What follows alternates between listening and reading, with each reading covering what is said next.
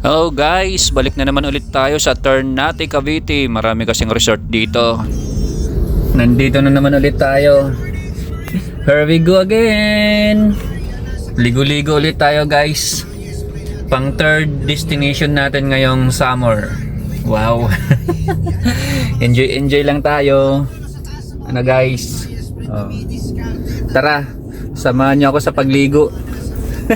Magda-dive na naman tayo. Woo! Ganda naman ako dito ng ano.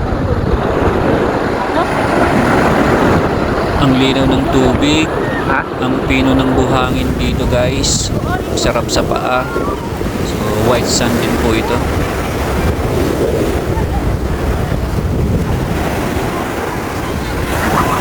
Hello guys. Nandito tayo ngayon sa Marine Base. Kita mo naman yung buhangin. Pinong-pino, ang ganda ng buhangin dito guys. So, mala white sand. Yan guys, oh.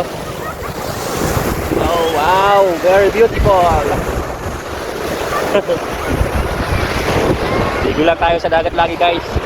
Napakasaya, yun yung asawa ko, oh. Yan, oh. Mal.